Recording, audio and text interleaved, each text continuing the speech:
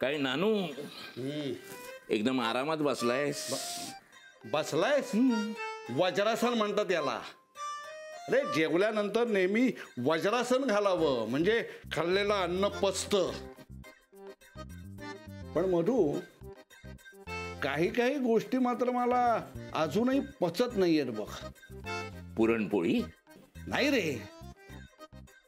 अरे त्या मोनिकाचं वागणं, आता त्या निर्मलेकडचं तिचं वागणं हे मला अजूनही पचत नाहीये बघ. नानू, कुणाला आनंदात बघणं तुला कधी पचतच नाही का रे? त्या दोघांना आनंदात बघून मला मात्र आनंद झाला बघ. वा, वरवरच्या गोष्टी बघून खुश होणारे तुम्ही माणसं मधू. पण दिसतं तसं नसतं म्हणून जग फसतं. नानू, प्रत्येक बाबतीत तुला शंका कुशंका येतात का रे? पण हा नानू नुसत्या शंका कधीच काढत नसतो रे. तुझं या सगळ्या गोष्टींकडे लक्ष नसतं, कारण तू पैसे मोजत असतोस, हिशोब मांडत असतोस. नानू, आनंदाचा कधी हिशेब ठेवू नये. आनंद कसा भरभरून उपभोगायचा असतो, त्याचा हिशेब नाही मांडायचा तुझ्यासारखा. जाऊ दे, ती गप्प होती तेव्हाही तुला त्रास, आणि ती आज आनंदात होती तरीही तुला त्रासच. जाऊ दे, बोलत बसण्यापेक्षा आपले हिशेब केलेले बरे. नानू, तुझ्यासारखे हिशेब आपल्याला नाही जमायचे बाबा. तुला एक सांगतो, आज मी माईला तो जुना फोटो दिला आणि माझ्या आनंदाचा हिशेब अगदी पूर्ण झाला बघ. तिचे आणि सदादादाचे माझ्यावर अनंत उपकार आहेत. या जन्मी तरी ते फिटणार नाहीत बघ. काय मधू, आता आम्ही सुद्धा गिफ्ट दिलं, पण कौतुक. ठीक आहे, खरं सांगायचं तर माझा या गोष्टींवर विश्वासच नाहीये. काय मधू, आपण एकमेकांच्या सुखदुःखात साथीला असलो ना म्हणजे झालं. हा, तेच आपलं गिफ्ट. मधू, आता माईचा मी भाऊ आहे का नाही? त्याचा तिला किती मोठा आधार आहे सांग ना. हो ना, प्रश्नच नाही. पण नानू, आता तुझं शवासन असणार ना रे? हो, तू झोप. मला अजून बरीच कामं करायची आहेत. मुख्य म्हणजे ध्यानाला बसायचंय. आणि एकदा का ध्यानाला बसलो की सगळ्या शंकांचा असा कसा उलगडा होत जातो. नानू, तू तुझ्या शंका काही सोडणार नाहीस.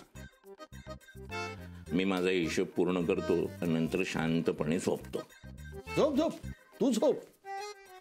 पण या नानूला मात्र रात्री शांतपणे झोप लागेल की नाही शंका आहे.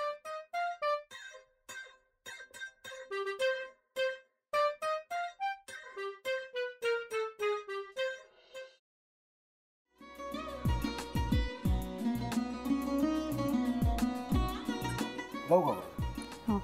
असाच लावू ना.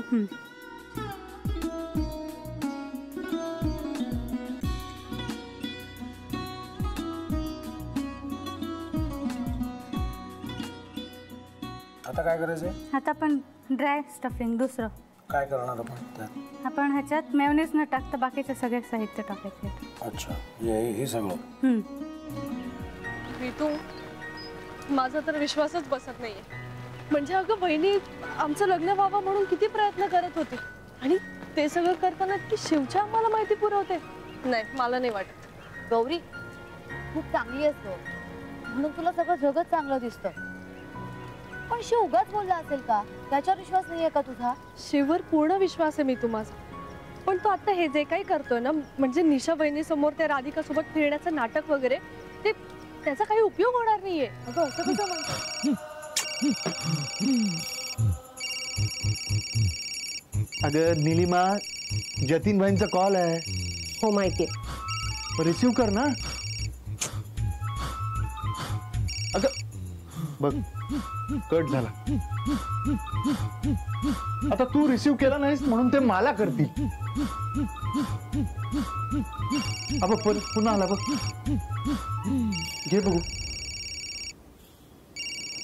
पण हे एक ना एक दिवस घडणारच होतं.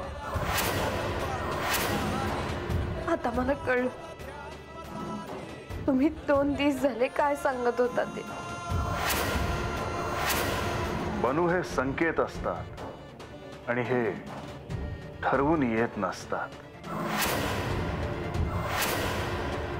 मी बाहेर तुमची वाट बघते.